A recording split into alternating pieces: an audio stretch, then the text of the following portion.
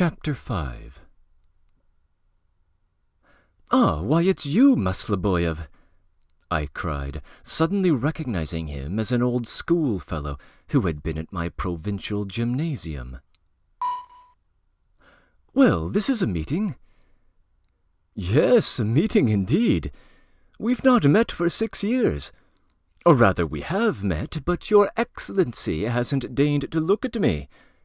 To be sure, you're a general, a literary one, that is, eh?" He smiled ironically as he said it. "Come, Masleboyev, old boy, you're talking nonsense," I interrupted. "Generals look very different from me, even if they are literary ones.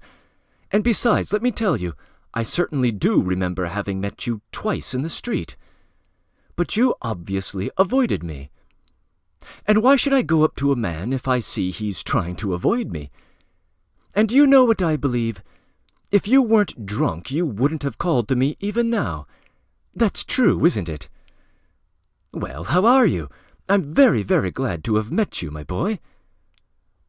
"Really? And I'm not compromising you by my unconventional appearance? But there's no need to ask that. It's not a great matter. I always remember what a jolly chap you were, old Vanya. Do you remember you took a thrashing for me? You held your tongue and didn't give me away, and instead of being grateful, I jeered at you for a week afterwards. You're a blessed innocent. Glad to see you, my dear soul." We kissed each other.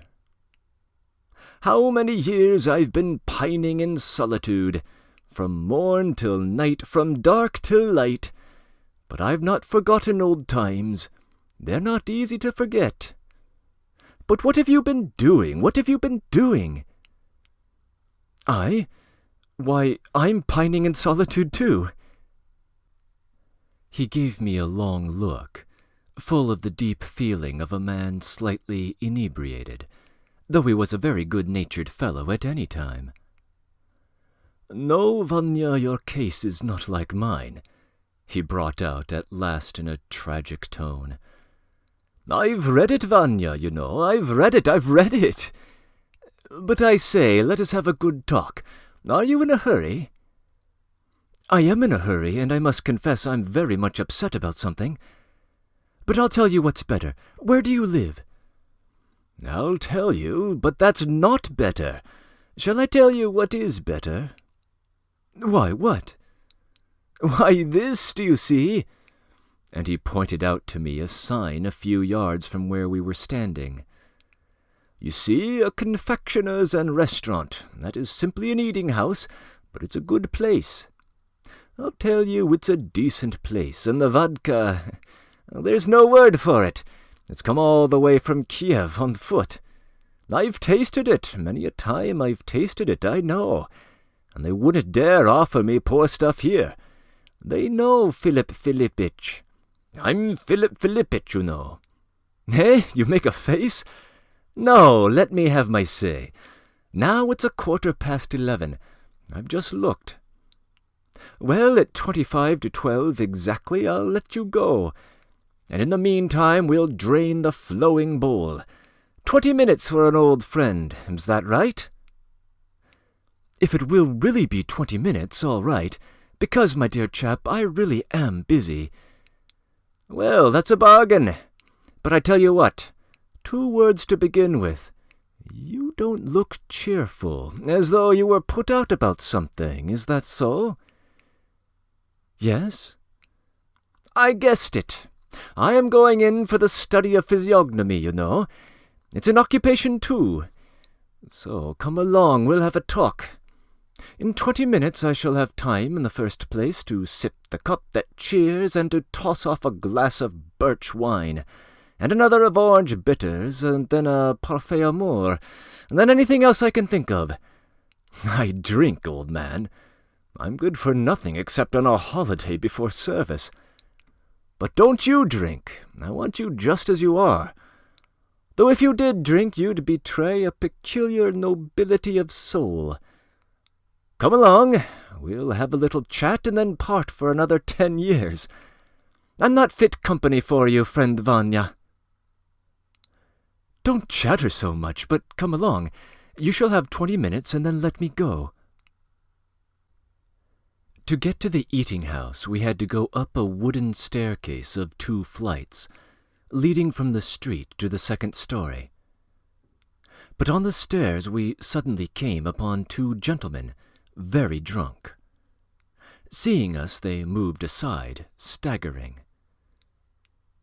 One of them was a very young and youthful-looking lad, with an exaggeratedly stupid expression of face, with only a faint trace of mustache and no beard. He was dressed like a dandy, but looked ridiculous, as though he were dressed up in someone else's clothes. He had expensive-looking rings on his fingers, an expensive pin in his tie, and his hair was combed up into a crest which looked particularly absurd. He kept smiling and sniggering. His companion, a thick-set, corpulent, bald-headed man of 50, with a puffy, drunken, pock-marked face and a nose like a button, was dressed rather carelessly, though he, too, had a big pin in his tie and wore spectacles. The expression of his face was malicious and sensual. His nasty, spiteful, and suspicious-looking little eyes were lost in fat and seemed to be peeping through chinks. Evidently they both knew Masloboyev, but the fat man made a momentary grimace of vexation on seeing us, while the young man subsided into a grin of obsequious sweetness. He even took off his cap. He was wearing a cap. "Excuse us, Philip Philippich," he muttered, gazing tenderly at him. "What's up?" "I beg your pardon, I'm—" He flicked at his collar. "Mitroshka's in there, so it seems he's a scoundrel, Philip Philippich." "Well, what's the matter?" "Why, it seems so. Why, last week here he nodded towards his companion, got his mug smeared with sour cream in a shocking place, all through that chap Mitroshka." His companion, looking annoyed, poked him with his elbow. "You should come with us, Philip Philippich. We'd empty a half-dozen. May we hope for your company?" "No, my dear man, I can't now," answered Masloboyev. "I've business."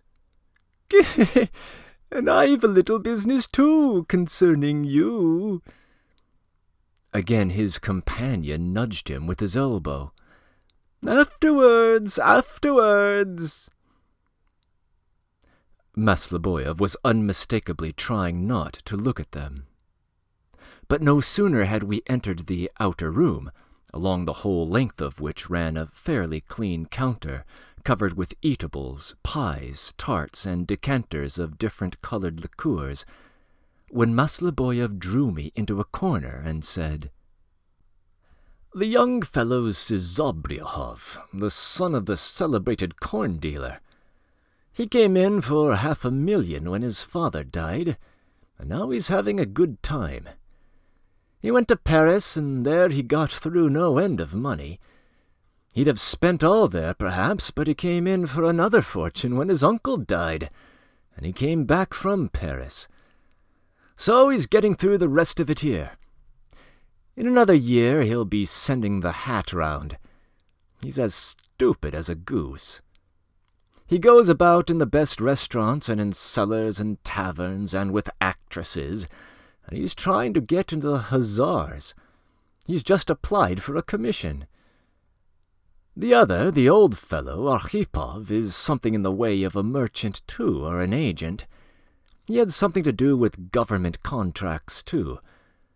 He's a beast, a rogue, and now he's a pal of Zizobriahov's. He's a Judas and a Falstaff, both at once. He's twice been made bankrupt, and he's a disgusting, sensual brute, up to all sorts of tricks. I know one criminal affair in that line that he was mixed up in, but he managed to get off. For one thing, I'm very glad I met him here. I was on the lookout for him. He's plucking Zizobriahov now, of course. He knows all sorts of queer places, which is what makes him of use to young fellows like that. I've had a grudge against him for ever so long. Mitroshka's got a bone to pick with him, too. That dashing-looking fellow with the gypsy face and the smart tunic standing by the window. He deals in horses. He's known to all the hussars about here. I tell you, he's such a clever rogue that he'll make a false banknote before your very eyes, and pass it off upon you, though you've seen it. He wears a tunic, though it's a velvet one, and looks like a Slavophile, though I think it suits him. But put him into a fine dress coat or something like it, and take him to the English club and call him the great landowner, Count Barabanov. He'll pass for a count for 2 hours, play whist, and talk like a count, and they'll never guess. You'll take them in. You'll come to a bad end. Well, Mitroshka's got a great grudge against the fat man, for Mitroshka's hard up just now. Szabriahov used to be very thick with him, but the fat man's carried him off before Mitroshka had time to fleece him. If they met in the eating-house just now, there must be something up. I know something about it, too, and can guess what it is, for Mitroshka and no one else told me that they'd be here, and be hanging about these parts after some mischief. I want to take advantage of Mitroshka's hatred for Arhipov, for I have my own reasons, and indeed I came here chiefly on that account. I don't want to let Mitroshka see, and don't you keep looking at him, but when you go out he's sure to come up of himself and tell me what I want to know. Now come along, Vanya, into the other room, do you see? Now, Stepan, he said, addressing the waiter, you understand what I want. Yes, sir. And you'll bring it. Yes, sir. Mind you do. Sit down, Vanya. Why do you keep looking at me like that? I see you're looking at me. Are you surprised? Don't be surprised. Anything may happen to a man, even what he's never dreamed of. Especially in the days when... Well, in the days when we used to cram Cornelius Nepos together. And Vanya, be sure of one thing. Though Masloboyev may have strayed from the true path, his heart is still unchanged. It's only circumstances that have altered. Though I may be in the soot, I'm no dirtier than the rest. I set up for being a doctor, and I trained as a teacher of Russian literature, and I wrote an article on Gogol, and thought of going to the gold diggings, and meant to get married.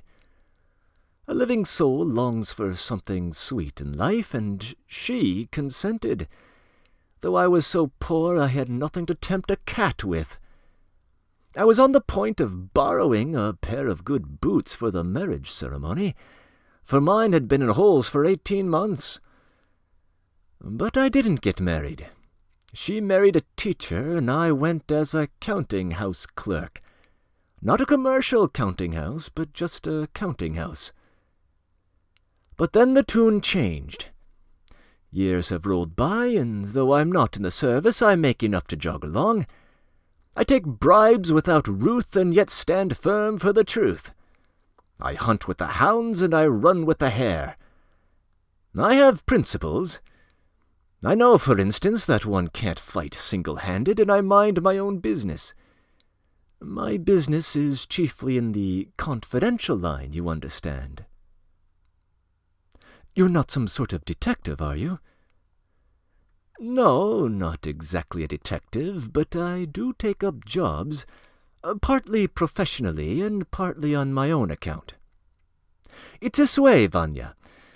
I drink vodka, but as I haven't drunk my wits away, I know what lies before me. My time is past. There's no washing a black nag white. One thing I will say. If the man in me were not echoing still, I should not have come up to you today, Vanya. You're right. I met you and seen you before, and many a time I longed to speak, but still I didn't dare and put it off. I'm not worthy of you. And you were right, Vanya, when you said that I spoke this time only because I was drunk. And though this is all awful rot, we'll finish with me now. We'd better talk of you. Well, my dear soul, I've read it. I've read it through. I'm talking of your firstborn. When I read it, I almost became a respectable man, my friend. I was almost becoming one, but I thought better of it, and preferred to remain a disreputable man. So there it is. And he said much more. He got more and more drunk, and became very maudlin, almost lachrymose. Masleboyev had always been a capital fellow, but cunning, and as it were precocious. He had been a shrewd, crafty, artful dodger from his school days upwards, but he really had a good heart. He was a lost man. Among Russians there are many such. They often have great abilities, but everything seems topsy-turvy in them, and what's more, they are quite capable of acting against their conscience in certain cases through weakness, and not only come to ruin, but know beforehand that they are on the road to ruin. Masleboyev, for instance, was drowning in vodka. "One more word now, friend," he went on. "I heard what a noise your fame made at first. I read several criticisms on you afterwards. I really did. You imagine I never read anything. I met you afterwards in shabby boots, in the mud, without goloshes, with a battered hat, and I drew my own conclusions. You're going in for being a journalist now, eh?" "Yes, Masleboyev." "Joined the literary hacks, I suppose?" "That's about it." "Well, I tell you what then, my boy. Drinking's better. Here I drink. I lie on the sofa, and I have a capital sofa with springs, and I imagine myself Homer or Dante or some Frederick Barbarossa.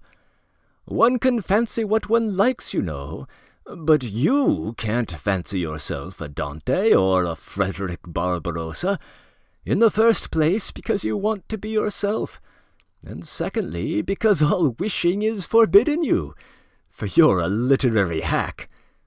I have fancy, but you have reality. Listen, tell me openly, straightforwardly, speaking as a brother. If you won't, you'll offend and humiliate me for 10 years. Don't you want money? I've plenty. Oh, don't make faces. Take some of it, pay off the entrepreneurs, throw off the yoke. Then, when you're secure of a year's living, settle down to your cherished idea. Write a great book. Eh, what do you say?" "Listen, Masleboyev, I appreciate your brotherly offer, but I can't make any answer at present, and the reason why is a long story. There are circumstances. But I promise that I'll tell you everything afterwards, like a brother. I thank you for your offer. I promise that I'll come to you, and I'll come often. But this is what I want to tell you. You have been open with me, and so I've made up my mind to ask your advice, especially as I believe you're first-rate in such affairs." I told him the whole story of Smith and his granddaughter, beginning with the scene in the restaurant. Strange to say, as I told my tale, it seemed to me from his eyes that he knew something about the story. I asked him. "No, not exactly," he answered, "though I had heard something about Smith, a story of some old man dying in a restaurant. But I really do know something about Madame Bubnov. Only 2 months ago I got some money out of that lady. Je prends mon bien ou je la trouve. And that's the only respect in which I am like Molière. Though I squeezed 100 roubles out of her, I vowed at the time I'd wring another 500 out of her before I'd done. She's a nasty woman. She's in an unmentionable line of business.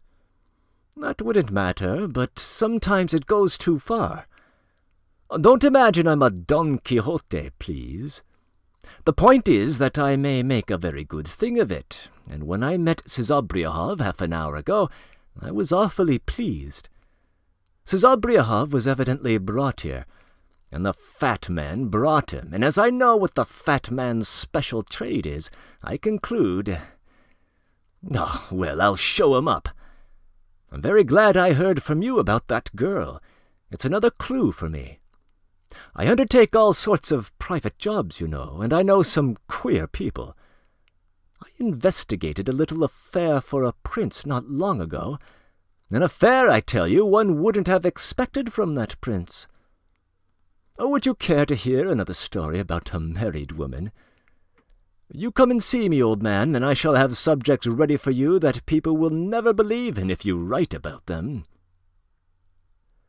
And what was the name of that prince? I asked, with a foreboding of something.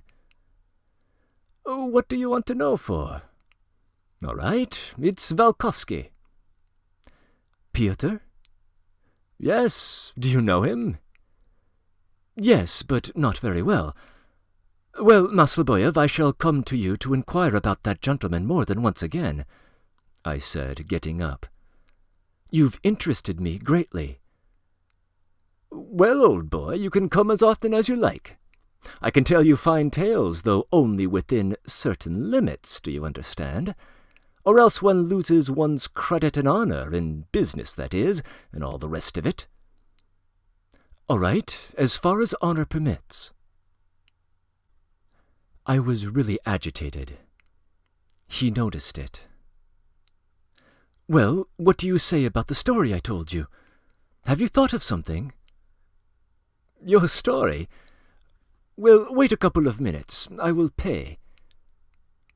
He went up to the buffet, and there, as though by chance, stood close by the young man in the tunic, who was so unceremoniously called Mitroshka. It seemed to me that Masleboyev knew him a good deal better than he had admitted to me.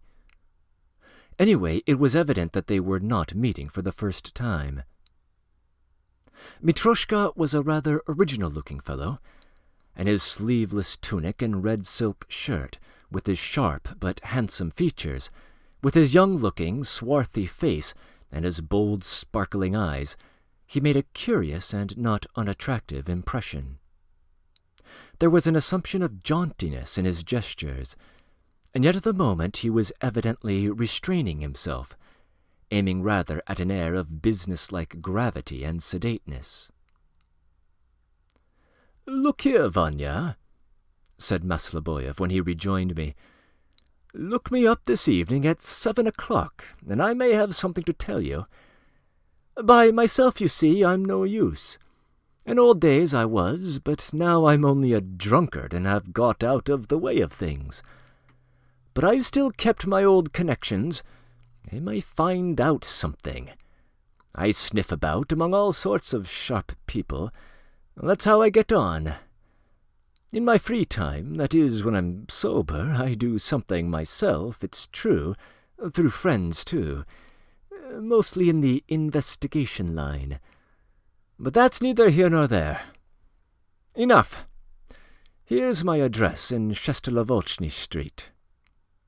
But now, my boy, I'm really too far gone. I'll swallow another, and home. I'll lie down a bit. If you come, I'll introduce you to Alexandra Semyonovna, and if there's time, we'll discuss poetry." "Well, and that too?" "All right, that too, perhaps." "Perhaps I'll come. I'll certainly come." Breaking in.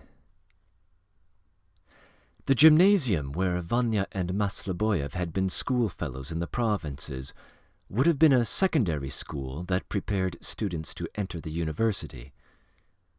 The term goes back to the ancient Greek polis, although the gymnasium had since been developed in Germany and later in the Russian Empire. The fact that, while there, our two characters should have been cramming the works of Cornelius Nepos, an ancient Roman biographer, is a testament to the academic rigor that the gymnasium could provide.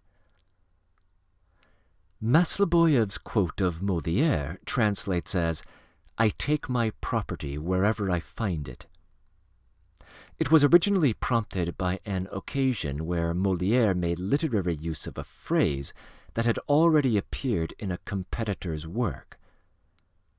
Molière's justification was that the phrase was originally his own idea and had been stolen by his competitor, and that he would make free use of his own whenever he felt like it.